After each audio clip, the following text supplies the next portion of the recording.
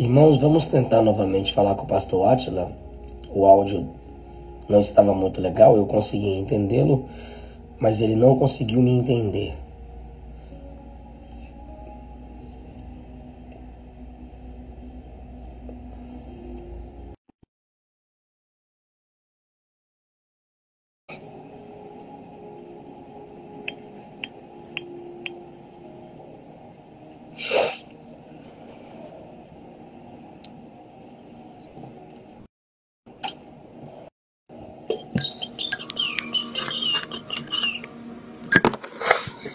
Vou deixar esse aqui. Pastor Daniel tá. E agora, consegue me ouvir? Estou lhe ouvindo sim, pastor. O senhor consegue me ouvir bem? Estou ouvindo bem. Maravilha. Melhorou o áudio aí também? Melhorou sim, graças a Deus. Perfeito, perfeito. O meu áudio tá ok para vocês que estão na live aí, pessoal? Não, eu tô conseguindo te ouvir bem. Aí, Não? pastor? Como? O senhor teria um fone? Eu tô sem fone aqui por perto. Parece que o ambiente seu é aberto, né? Mas o que importa é que você me escute bem.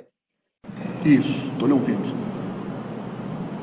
Seja bem-vindo aqui ao meu Instagram. Eu tenho acompanhado o seu ministério, alguns debates, algumas aulas, e tenho admirado como que tu tens apresentado a nossa doutrina, a nossa teologia ortodoxa diante de muitas pessoas. Fala para mim, fala para nós onde o senhor congrega, e qual o seu trabalho hoje como pastor local, como pregador, como teólogo, por favor, para que eu possa te conhecer mais um pouquinho. Maravilha, pastor. Primeiramente, um prazer é meu poder estar aqui participando dessa live com o senhor e poder, de alguma forma, contribuir com esse tema, que, no meu ponto de vista, é um tema de suma importância, falar sobre a cristologia e apresentar aqui alguns pontos equivocados de que algumas pessoas apresentam sobre Cristo, né? Eu sou o pastor Átila Ribeiro, eu congrego atualmente na Igreja Metodista Wesleyana, sou aqui da 8ª região, Cachoeira de Itapemirim, aqui no Espírito Santo. Meu pastor é o pastor Fabrício Cardoso, eu sou pastor ajudante dele, trabalho juntamente com ele ali, e ele está participando conosco da live também. E é um prazer poder estar aqui. Também dirijo o Instituto Teológico Dunamis, que é um instituto de teologia e línguas bíblicas aqui na cidade. E como o senhor disse, nós temos participado também de vários debates, várias exposições sobre a palavra de Deus, principalmente na área da escatologia e da cristologia também, né? Sobre a Trindade e etc. Eu espero contribuir de alguma forma com esse tema. Glória a Jesus.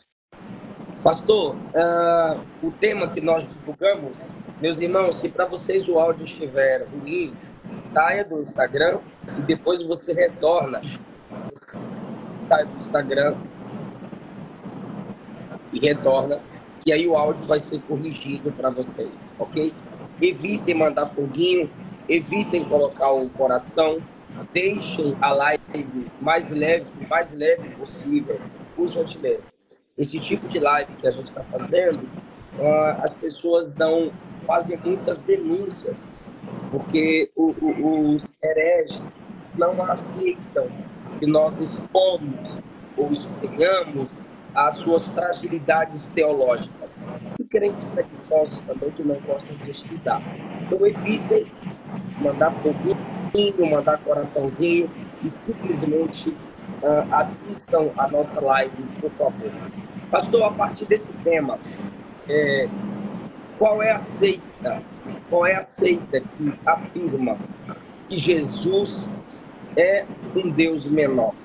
Só uma introdução aqui. Eu acho interessante como as seitas ou acrescentam alguém a Cristo ou diminuem a pessoa de Cristo. E hoje falaremos sobre esse tema. Jesus é um Deus menor? Tentaremos responder à luz das Escrituras e da história da igreja. Bom, pastor Eliseu, na verdade, eles acabam não concordando quando nós fazemos essa afirmação de que eles afirmam que Jesus seja um Deus menor. Mas quando nós pegamos, por exemplo, a tradução do Novo Mundo das Escrituras, está aqui em mãos, a tradução do Novo Mundo, ela, quando vai traduzir o Evangelho de João, capítulo 1 e o versículo 1, na parte C do versículo, todo o versículo, né, no princípio era o verbo estava com Deus e o verbo era Deus, eles acrescentam o artigo indefinido antes da palavra Deus ali. Nessa perspectiva, eles acabam acreditando que Jesus seja, entre aspas, um Deus inferior, embora eles não afirmem isso publicamente, que são os testemunhos de Jeová, né, os TJs, como nós conhecemos. Eles afirmam que Jesus não compartilha da mesma essência que o Pai, ou seja, tem uma heresia cristológica aqui, que aliás, desde os tempos do Novo Testamento, pastor Eliseu, desde os tempos do Novo Testamento, nós temos percebido algumas concepções errôneas concernente à pessoa de Cristo. Os gnósticos, por exemplo, foi a primeira seita, a primeira heresia que entrou, na verdade, dentro do cristianismo. E o problema do gnosticismo é que eles estavam dentro do próprio cristianismo. Alguns cristãos gnósticos, eu costumo dizer, pastor, que o problema das heresias é que elas partem, às vezes, mesmo de alguns com o falso nome de cristão. Eles acabam se autodenominando cristão, e essa heresia, essa seita, ela acaba se proclamando a si mesmo cristão, né? Nós vamos encontrar esse conceito errôneo desde a época do Novo Testamento. Se nós olharmos, por exemplo, o Evangelho de João, a sua primeira epístola, ele combateu veementemente os gnósticos que distorciam sobre a pessoa de Cristo. O gnosticismo, eles negavam, por exemplo, que Cristo era 100% humano. Eles negavam a humanidade de Cristo. O gnosticismo, eles tinham um dualismo entre a matéria e o espírito. Eles acreditavam que a matéria era má, e nessa perspectiva, eles afirmando que Cristo veio em carne, eles acabariam dizendo que Cristo... houveram conceitos errôneos sobre Cristo no primeiro século. Exatamente. Desde a época da Bíblia, na verdade, desde o primeiro século, nós temos esse problema. Nós vamos encontrar, por exemplo, pastor Eliseu, 1 João capítulo 4, versos do 1 ao 3, nós vamos encontrar João, o apóstolo, batendo veementemente contra o gnosticismo. Ele vai dizer: todo espírito que nega que Cristo vem em carne não provém de Deus, é o espírito do anticristo. Ele está combatendo ali o gnosticismo, que aliás imperou durante um tempo, no primeiro século. Os gnósticos, eles introduziram essa heresia. Depois dos gnósticos vieram outras seitas, o docetismo, o ebionismo, que era, na verdade, o ebionismo, para quem não conhece, é um pensamento que é oriundo dentro dos cristãos judeus daquele período. Se nós olharmos, por exemplo, Atos capítulo 15, nós vamos perceber que havia fariseus que estavam ali introduzidos entre os cristãos, e eles tinham alguns pensamentos. Eles diziam o seguinte: só há um monarca, que é Deus. Então, com isso, eles negavam a divindade de Cristo. Negando a divindade de Cristo, eles começaram a abrir o caminho para outras heresias, e eu estou dando essa introdução para nós chegarmos no período do quarto século, que é onde foi com mais veemência o arianismo, que é de onde o pensamento dos testemunhos de Jeová herdou do arianismo. É claro que eles não dão um braço a torcer que seja isso, mas eles, de fato, eles compartilham o pensamento ariano, direta ou indiretamente. O que, aliás, vale ressaltar aqui, o gnosticismo, aliás, o arianismo, ele, no início do quarto século, ele quase que imperou por causa dos leigos que tinham. Nós bem sabemos, pastor Eliseu Rodrigues, que a maioria dos cristãos não tem aquela vontade, aquela ambição por conhecer teologicamente as doutrinas. E com esse déficit, as seitas e heresias acabam ganhando espaço. Tem pessoas, só para o irmão ter uma ideia, eu acho que o irmão obviamente sabe disso, tem pessoas que professam algumas heresias sem saber que é heresia, né? Então esse foi o problema do arianismo do primeiro século, né? Então, dando essa introdução, a seita que nega a divindade completa de Cristo, que ele é igual ao Pai, é os testemunhos de Jeová, que é oriundo o pensamento deles, nós chamamos de unitarismo. O unitarismo herdado ali, principalmente do arianismo que imperou nesse período. Ok, pastor? Ao meditar nas Escrituras Sagradas, a gente percebe que sempre houve um ataque à palavra de Deus. E quando se ataca a palavra de Deus, como esse livro aí, essa Bíblia das Testemunhas de Jeová, eles acrescentam e eles retiram palavras que não estão no original. E a serpente fez isso no jardim. O diabo, a antiga serpente, fez isso em Mateus, capítulo 4. E sempre, desde o início, Gênesis até o Apocalipse, nós temos o grande herege que surgirá, o anticristo e o falso profeta. Mas Deus sempre levantou ou sempre se opôs à falsa mensagem da serpente. No caso de Gênesis 3, foi o próprio Deus que desceu para estabelecer juízo por causa da credibilidade dada à falsa mensagem. Em Mateus 4, Jesus ordena que o diabo se retire. Vai-te, Satanás, porque a palavra estava sendo distorcida. E no Apocalipse nós temos, sim, também a mensagem dos remanescentes, que no tempo do fim também se erguerão pregando o evangelho eterno. Pastor Átila, eu nunca, na minha história, na minha trajetória de crente, de estudante das Escrituras, nunca vi um tempo tão necessário como o nosso para que Deus levantasse, para que estudassem, se destacassem apologetas. Meu Deus do céu, é interessante. Ultimamente eu tenho estudado sobre isso. Eu estou com aqui o livro do Alistair McGrath sobre a história da heresia e, ao mesmo tempo, eu estou lendo Apologética no Diálogo. Por quê? Porque no nosso tempo a gente precisa estar unido para isso. Se em Gênesis 3 a serpente falou no jardim, que em Mateus 4 a serpente falou no deserto, hoje ela fala na internet, fala em podcasts, fala em entrevistas. E assim, o povo de Deus precisa se despertar.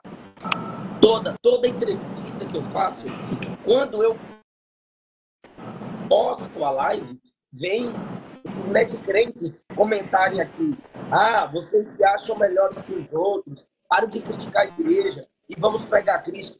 Pregar Cristo também é falar apologeticamente.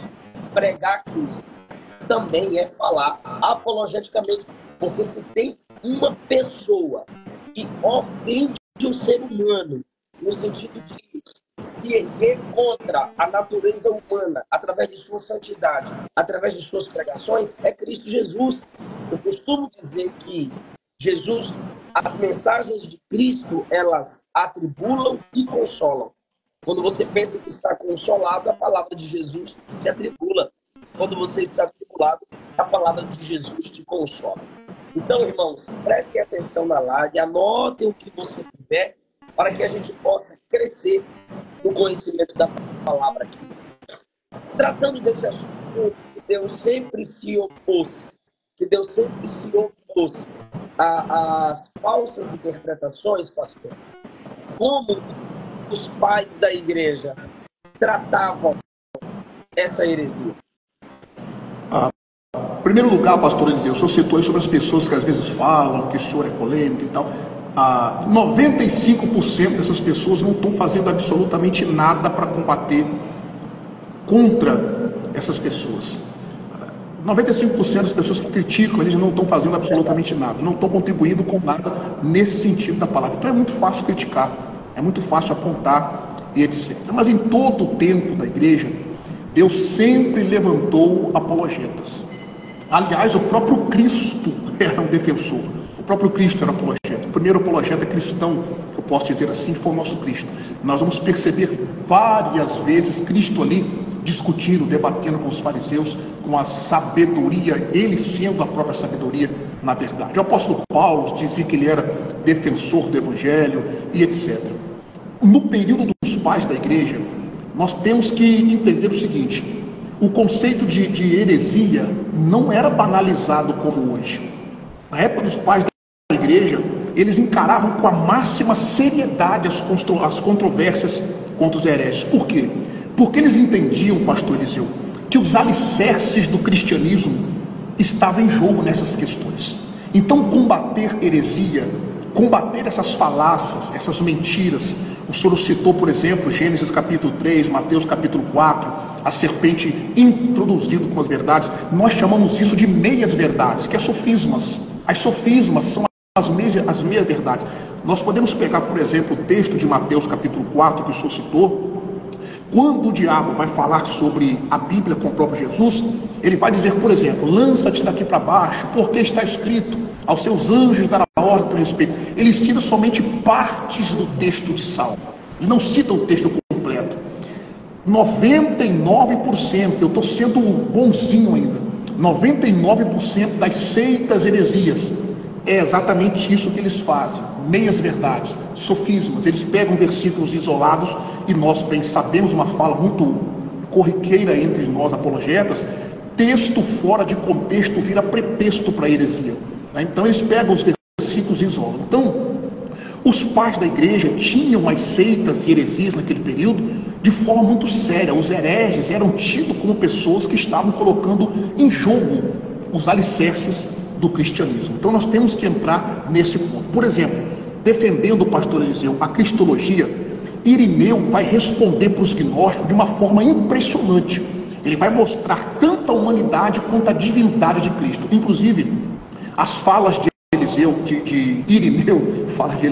as falas de Irineu foi usada no concílio de Calcedônia, no ano 453. Uma fala dele, por exemplo, que é Filhos Deis, Filhos Hominis Factus, em latim, até porque eu preciso falar isso daqui, né, para os irmãos entenderem melhor. Os pais da igreja dividem-se pelo menos em dois grupos: os pais latinos e os pais gregos. Os pais latinos eram aqueles que faziam as suas obras apologéticas, teológicas em latim, e os pais gregos, obviamente, como o nome diz, faziam suas obras em grego. Irineu, por exemplo, era um pai latino. Ele vai dizer Jesus Cristo, vero homem, vero Deus, ou seja, Jesus Cristo, verdadeiro homem e verdadeiro Deus. Essas falas dele, debatendo contra os gnósticos, foi fundamental no concílio de Calcedônia, por exemplo, que surgiu o termo união hipostática, que é o fato de Cristo ser 100% homem e 100% Deus. E isso é muito notório, pastor Eliseu e os demais ouvintes, na Bíblia Sagrada. Nós vamos encontrar, por exemplo, o nosso Cristo sentindo cansaço. O barco está no meio de uma tempestade muito grande, as águas açoitavam o barco, e ele está dormindo, mostrando que ele está cansado. Mas o mesmo Cristo que estava cansado vai dizer em Mateus 11, 28, vinde a mim todos que estáis cansados e oprimidos ou sobrecarregados, e eu vos aliviarei. Nós vamos encontrar, por exemplo, Cristo falando com a mulher samaritana que estava com sede, pelo menos ele pediu água, então vai mostrar que ele estava com sede. Mas o mesmo Cristo que estava com sede, ele disse, olha, se você souber quem está lhe pedindo água, você lhe pediria, ele lhe daria água viva. E ele dizia que ele era a água da vida. No capítulo 7, verso 38 de João, por exemplo, João, que era o apóstolo mais íntimo de Cristo, ele vai dizer que Jesus disse, quem crê em mim, como diz as Escrituras, do seu interior fluirá rios de água viva a jorrar para a vida eterna. Outro, Jesus disse que sentiu fome, ele pediu aos apóstolos, por exemplo, para comprar comida. Então ele sentiu fome, mas o mesmo Cristo que sentiu fome, ele dizia, eu sou o pão da vida. Isso aqui mostra a dupla natureza de Cristo, 100% homem e 100% Deus. Então Irineu de Lyon tratou de forma séria a heresia gnóstica. Outro pai da igreja importante também, pastor Eliseu e os demais ouvintes, foi Tertuliano. Tertuliano, ele era conhecido como o bispo pentecostal de Cartago. Para nós pentecostais, que maravilha. Tertuliano. E uma outra oportunidade, quem sabe a gente pode falar por que ele era pentecostal. Para os irmãos aí cessacionistas, por exemplo, que dizem que os dons cessaram, esse negócio de orar em línguas e dons espirituais surgiu depois. Precisam estudar a história da teologia cristã, precisam estudar a história da igreja. E, entre aspas, né? Vou botar um ponto aqui e vou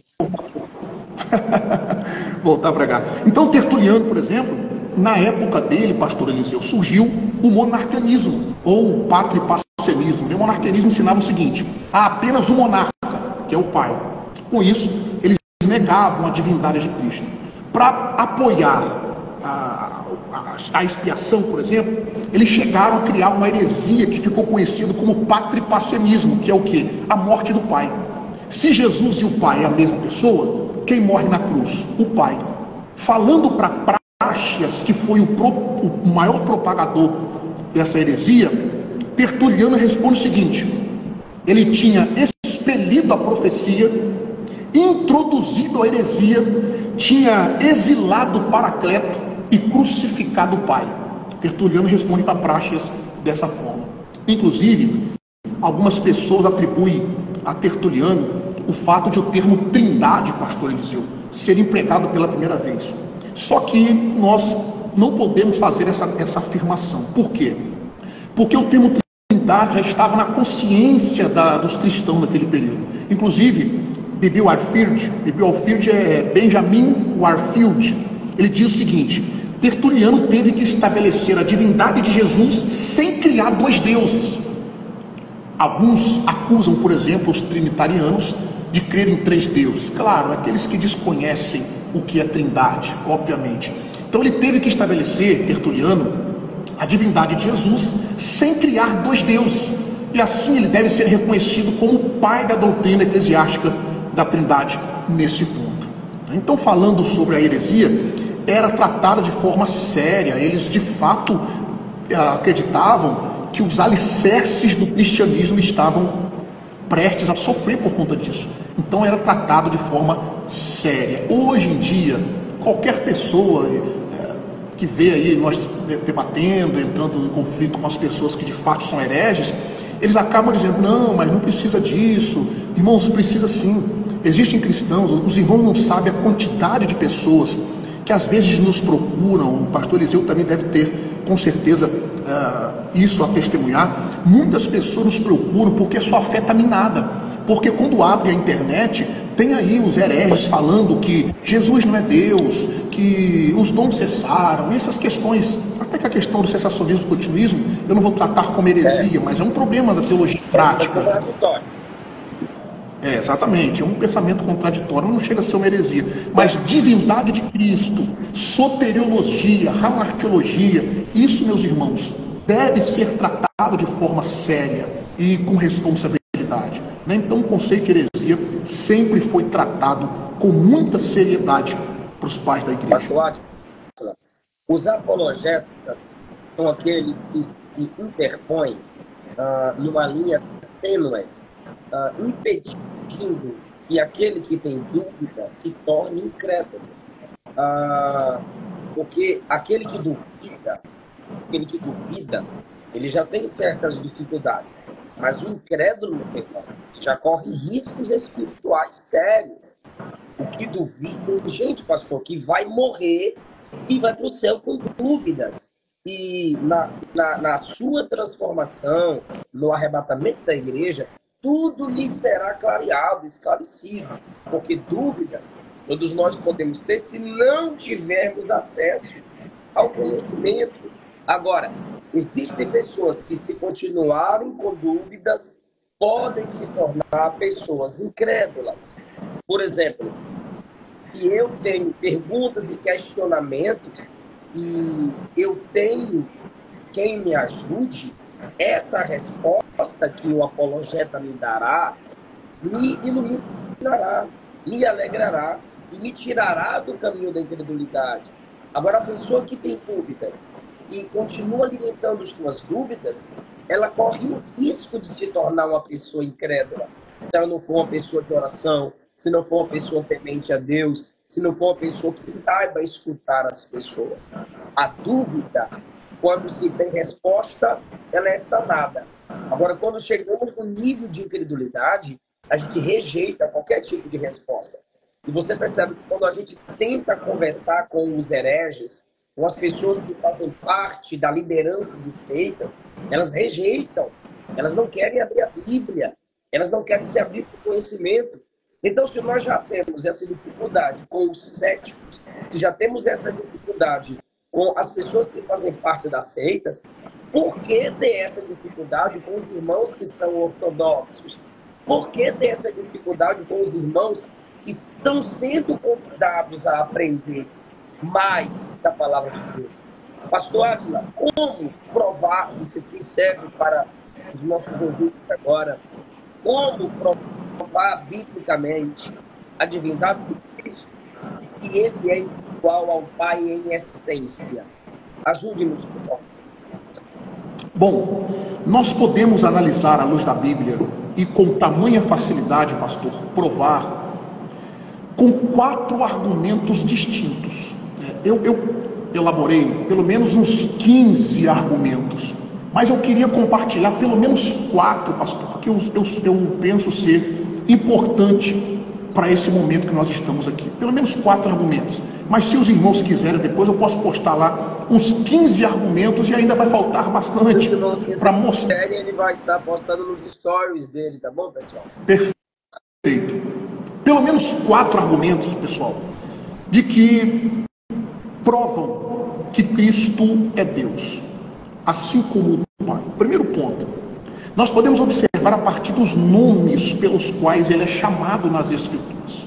Primeiro argumento. Segundo ponto, a partir dos atributos divinos que as Escrituras declaram que Cristo possui. Em terceiro lugar, a partir das obras que as Escrituras relatam que foram operadas por Cristo. E em quarto lugar, se nós fizermos uma sincronia bíblica, pegarmos as passagens do Antigo Testamento a respeito do Pai, elas são mencionadas no Novo Testamento e aplicadas ao Filho. Primeiro argumento, pastor, sobre os nomes que são atribuídos a Cristo na Bíblia Sagrada. Pelo fato de Cristo ser chamado de Deus, tanto de forma atributiva quanto subjetiva, isso mostra a sua divindade.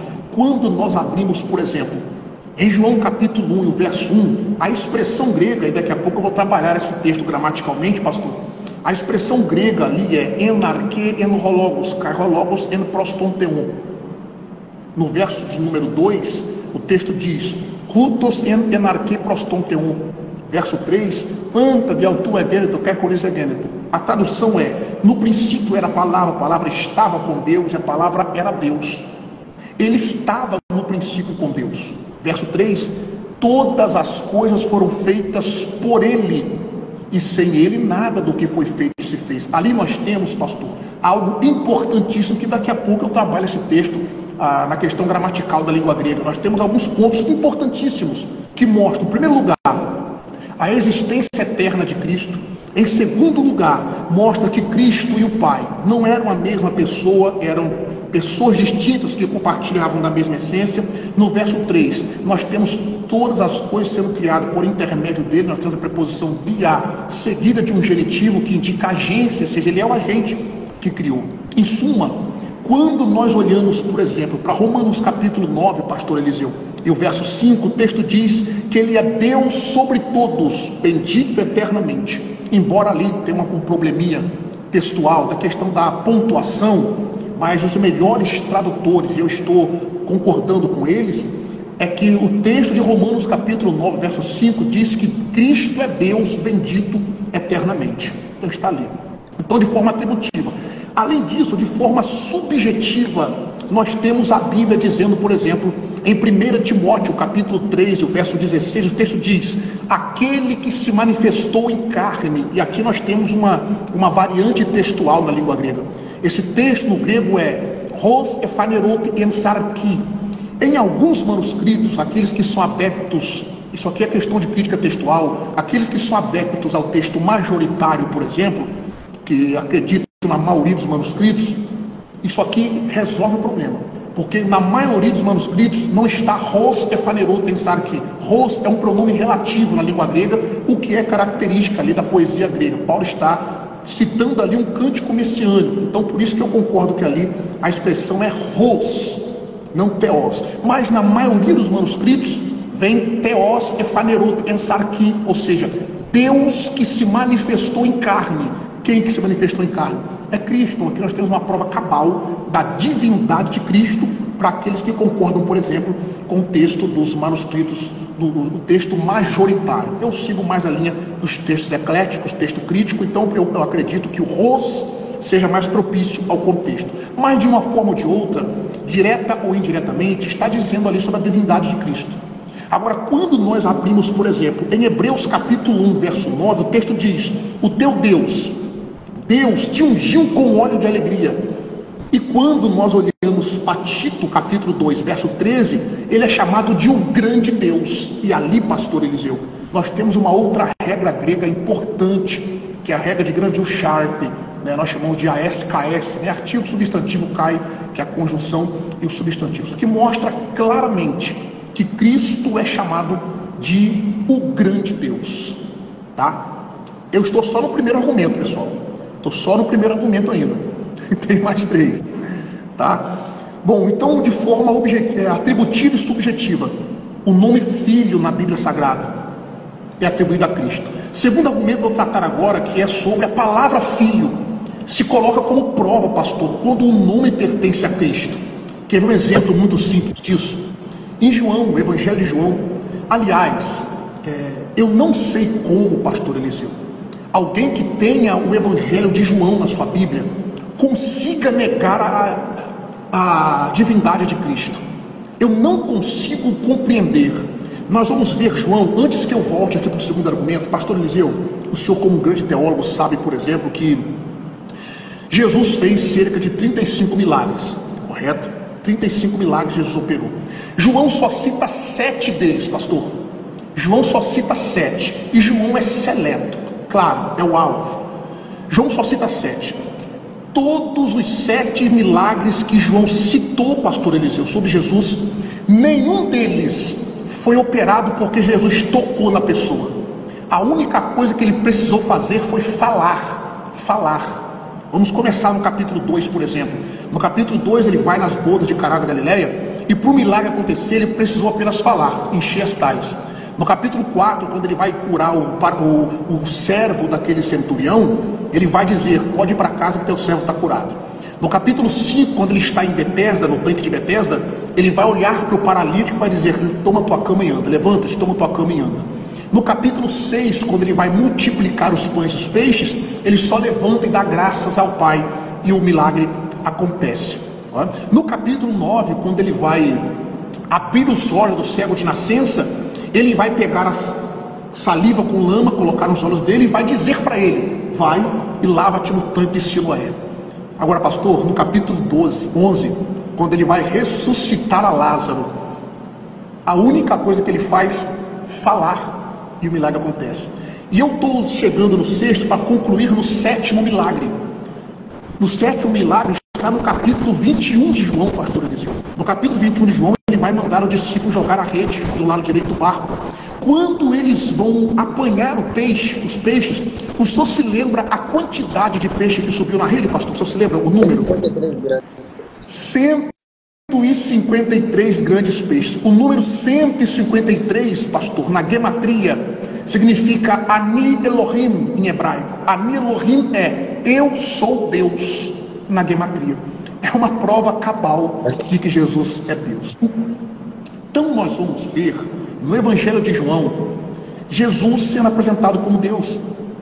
Capítulo 1, verso 1 diz que ele era Deus. Capítulo 1, verso 18, prova cabal, o texto diz: Deus nunca foi visto por alguém, mas o Deus unigênito que estava no seio do Pai, este o fez conhecido. Ali também nós temos uma variante textual. A maioria dos manuscritos trazem ali Ruios monogenes. Ruios monogenes é filho unigênito.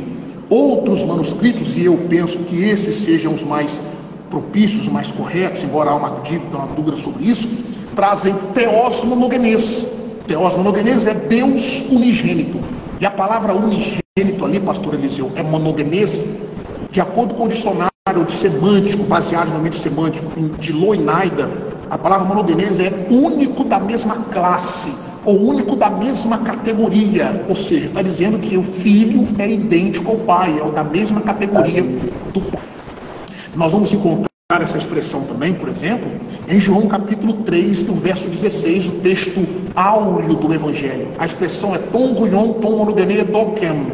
Deu o seu único filho, porque Deus amou o mundo de tal maneira que deu o seu único filho. 1 João capítulo 4, verso 9, nós encontraremos isso também na língua grega. A expressão grega ali é ton ruion autu tomonogenea pestal ekem hoteos, é a expressão grega, que é Deus enviou o seu único filho. Então, monogenês ali é o único da mesma categoria. Então, a palavra filho constitui-se como prova de que Deus e o Filho compartilham da mesma essência. Em terceiro lugar, pastor, é o terceiro argumento, ele é chamado na Bíblia de Rei dos Reis e Senhor dos Senhores. Em Apocalipse, capítulo 17, verso 14, capítulo 19, verso 16. Em 1 Coríntios, capítulo 2, verso 8, ele é chamado de o Senhor da Glória. Olha o texto. Então, esses primeiros 3 argumentos que eu acabei de citar mostram que os mesmos nomes atribuídos àquele que é chamado de Jeová, até mesmo para os TJs, por exemplo, nós olhamos o Salmo 95, verso 3, Salmo 24, versos 8, 9 e 10, na tradução brasileira, é atribuído a Cristo no Novo Testamento. E só para eu fazer uma citação aqui, pastor Eliseu, uma fala de Jacó Arminio, ele diz o seguinte: a antiguidade piedosa estabeleceu a mesma verdade a partir do nome o Verbo, que nós vamos tratar de João capítulo 1, que não pode significar palavra externa, que é destituída de uma subsistência apropriada, em razão das coisas que são atribuídas a elas nas Escrituras, porque é dito: no princípio ter estado com Deus, e ser Deus, e ter criado todas as coisas, e etc. Surgiu um conceito entre os hereges que negavam a divindade de Cristo, surgiu o conceito dos alogui. Os alogui, eles negavam o evangelho de João porque eles acreditavam que eles tinham sofrido influências helênicas. A única forma de negar claramente a divindade de Cristo é negar ali o evangelho de João e, claro, outras partes do Novo Testamento. Então nós podemos provar, em primeiro lugar, com esses 4 argumentos que eu acabei de apresentar, esses 3, e vou partir para o 4 agora, para eu voltar a palavra para o senhor. Em quarto lugar, pastor, os atributos essenciais da divindade são atribuídos a Cristo nas Escrituras Sagradas. O primeiro deles, imensidão. Quando nós abrimos em João capítulo 14, verso 23, o texto diz, Jesus dizendo: meu Pai e eu viremos a Ele e faremos nele morada. Olha que imensidão de Cristo habitando em nosso coração. Em Efésios capítulo 3, verso 17, meus amados irmãos, Paulo vai dizer que Cristo habite pela fé em vosso coração. Em Mateus 28, verso 20, promessa do nosso Cristo, ele diz: e eis que eu estou convosco não só um dia, não só 2 dias, não só quando vocês estão alegres, nem só quando vocês estão tristes, mas eis que eu estou convosco todos os dias, até a consumação dos séculos. O nosso Cristo é imenso. Negar a divindade de Cristo é que ele não é imenso. Em segundo lugar, a eternidade, pastor Eliseu, é atribuído a Cristo na Bíblia Sagrada. Em João capítulo 1, nós temos ali: no princípio era o verbo. A expressão grega ali é enarque en hologos. O verbo en ali é um verbo irregular que está no tempo imperfeito na língua grega. O tempo imperfeito no grego indica uma existência contínua no passado. É um dos verbos que nós temos na língua grega, dos 6 tipos de verbos. Ali é, no princípio, já existia a palavra. Mostra a eternidade. Jesus também disse: eu sou o alfa e o ômega, o princípio e o fim. Em Apocalipse capítulo 1, verso 8, capítulo 2, verso 8. Então a eternidade é atribuída a Cristo. Em terceiro lugar, olha o terceiro atributo: imutabilidade. O nosso Cristo é imutável. Em Hebreus 1, capítulo 1, verso 11 e 12 diz: mas tu permanecerás, tu és o mesmo, os teus dias não acabarão. Por que não citar também o capítulo 13, verso 8? Jesus Cristo é o mesmo ontem, hoje e eternamente. Além desses 3 atributos, pastor e os demais ouvintes, nós temos a onisciência também atribuída a Cristo. Ele mesmo diz em Apocalipse capítulo 2, verso 23: eu sou aquele que sonda as mentes e os corações. Quando ele foi dar um puxão de orelha em Pedro, em João capítulo 21, por exemplo, depois que Pedro ficou um pouco apreensivo, ele vai perguntar a Pedro se Pedro o amava. Pedro vai responder no verso 17 de João capítulo 21, Senhor, tu sabes tudo, tu sabes tudo. Isso é onisciência, meus irmãos. Além disso, em Mateus capítulo 12, verso 25, diz que ele conhecia os pensamentos dos fariseus. Se ele não é Deus, ele é o que, meus amados irmãos? Onisciência. Em quinto lugar, onipotência. Paulo diz em Filipenses capítulo 3, verso 21, Paulo diz o seguinte, abre aspas, segundo o seu eficaz poder de sujeitar também a si todas as coisas. A natureza divina não pode, meus irmãos, sem contradição, ser retirada daquele a quem os próprios fundamentos de Deus são atribuídos. E em sexto lugar, e eu concluo, passo a palavra para o pastor, majestade e glória pertence ao nosso Cristo. Em João capítulo 5, verso 23, ele disse, para que todos honrem o Filho, como honram ao Pai. Honram o Filho, como honram ao Pai. E por que não citar Apocalipse capítulo 5, verso 13, embora há uma disputa entre esse versículo, mas eu estou entre aqueles que concordam do jeito que eu vou traduzir para os irmãos aqui. Ao que está sentado sobre o trono e ao Cordeiro sejam dadas ações de graça e honra e glória e poder para todos sempre. Então observe que esses argumentos são irrefutáveis, meus amados irmãos. Cristo é Deus, e eu apresentei todos esses argumentos. E ainda tem outros, como eu disse, o nosso tempo é um pouco curto, mas eu poderia falar aqui durante um bom tempo sobre provas cabais de que Cristo é Deus e compartilha da mesma essência que o Pai. Pastor, eu lhe volto a palavra. Nele habita corporalmente toda a plenitude da divina. Colossenses 2:9. Sou alfa, não recebi de ninguém. Sou ômega, não tenho ninguém para passar a minha glória, a minha eternidade. Porque não tem outro antes dele, nem depois dele. Aleluia. Pastor, obrigado por esse tempo. Obrigado, pessoal. Mas eu gostaria de deixar aos irmãos aqui, pastor Átila, a consequência de não se reconhecer Jesus como Deus. Isso gera perdição. O senhor conseguiu trabalhar João 1:1 como queria ou falta alguns detalhes para explanar para nós? Se o senhor quiser, eu posso trabalhar ele um pouco mais. Por favor, temos aí ainda uns 10 minutos. Tá. Em 5 minutos no máximo, a gente conclui sobre João capítulo 1. Qual que é o problema que nós temos em João capítulo 1, segundo eles? O texto grego, pastor Eliseu, de João capítulo 1, traz a seguinte expressão. Somente o verso 1. Enarque en hologos, kai hologos en proston teum. Na parte C do verso 1, nós temos ali, quando eles usam esse versículo, por exemplo, eles usam o seguinte, a expressão grega é enarque en hologos, kai hologos en proston teum. A parte C é kai theos en hologos. Na parte C do versículo, na língua grega, pastor, a palavra theos, que é o substantivo Deus ali, está sem o artigo. Eles dizem o seguinte, pelo fato de estar sem o artigo, nós temos que traduzir ali como um Deus, de forma indefinida.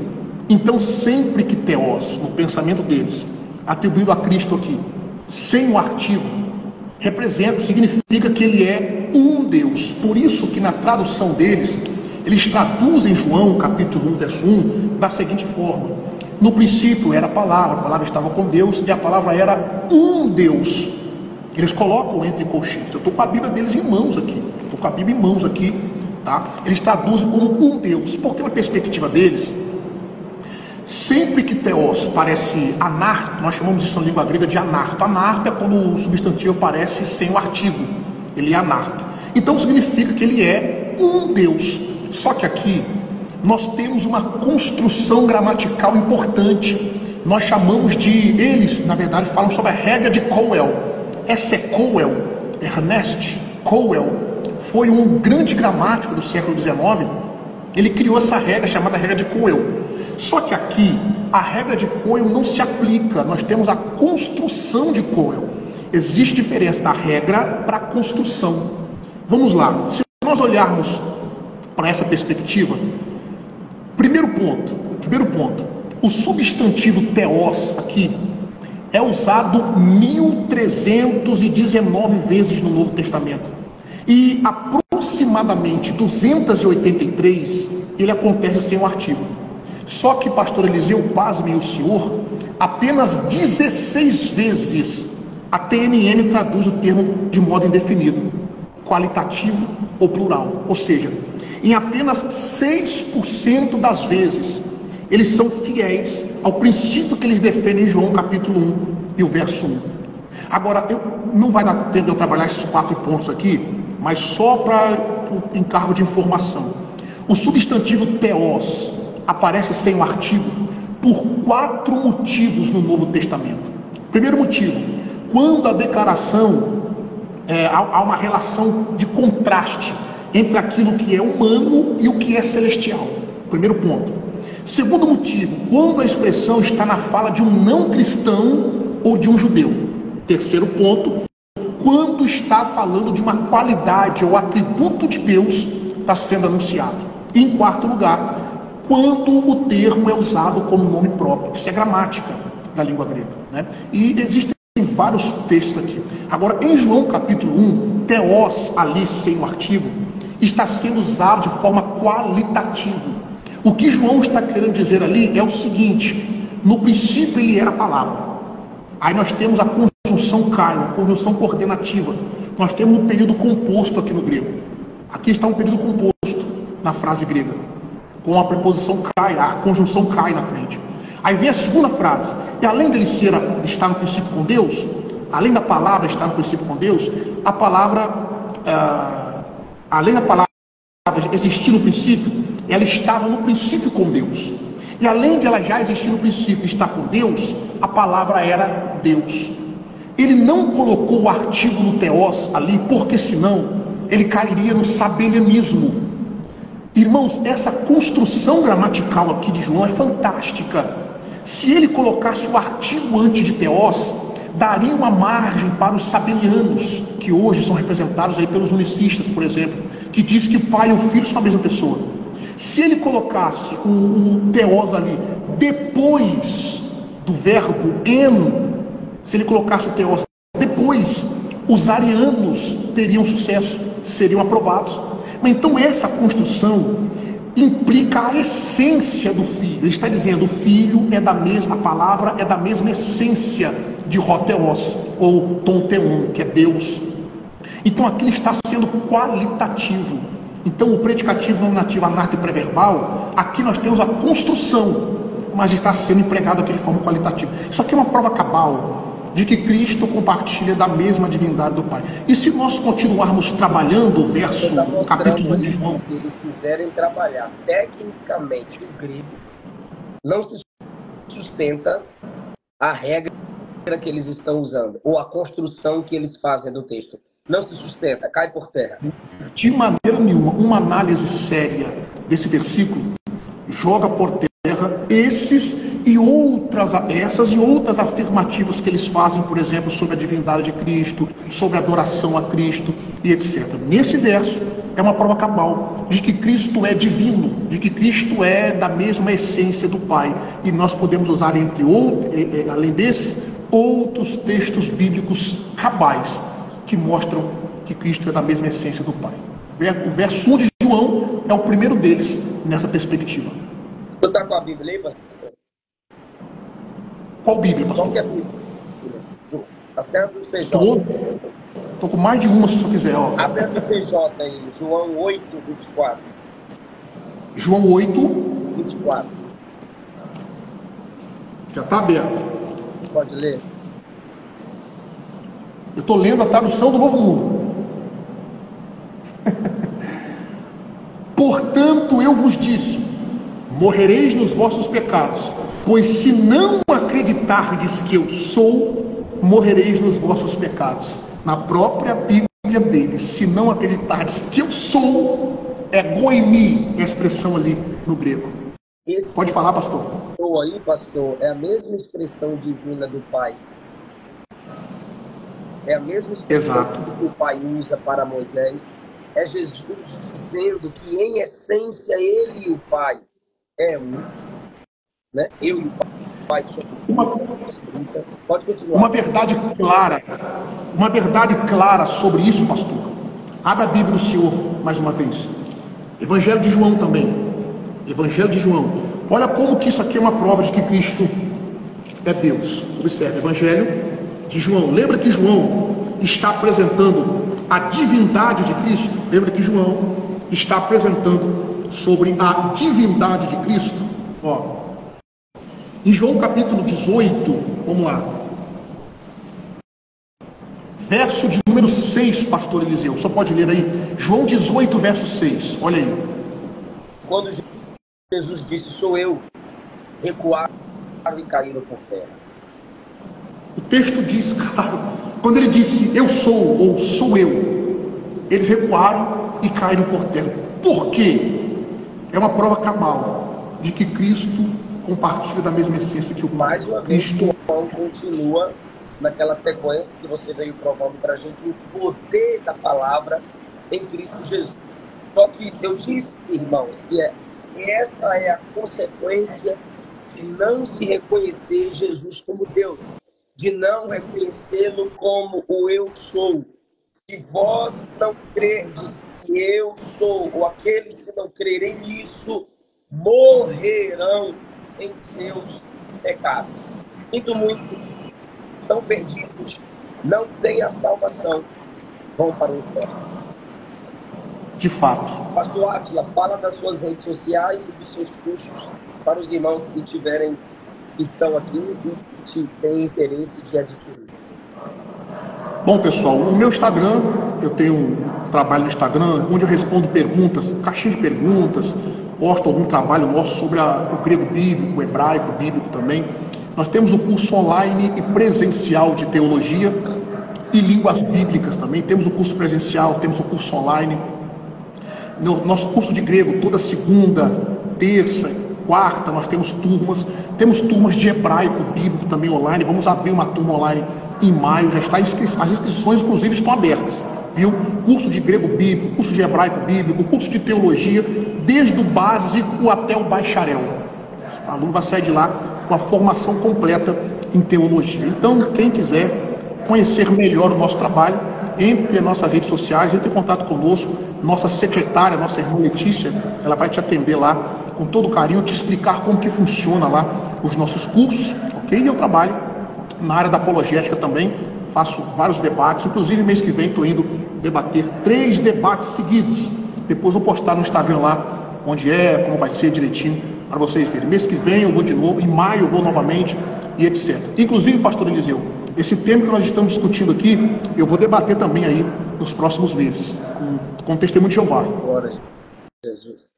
Pastor, algumas pessoas não conseguem identificar em cima do seu Instagram. Fala para nós como é que está o seu Instagram. PR Átila Ribeiro OFC. É OFC, não é UFC não, tá? É PR Átila Ribeiro. PR Átila Ribeiro OFC, oficial. Tá bom, pessoal? Obrigado. Entrem lá e vai ser um privilégio. Obrigado, pastor. Quem quiser mais detalhes da aula que o pastor deu, vai lá no Instagram dele e solicita que ele vai colocar nos stories. Perfeito. Até Maravilha. a próxima. Até a próxima, meu amigo. Tamo junto, pastor. Vai ser um prazer. Um abraço.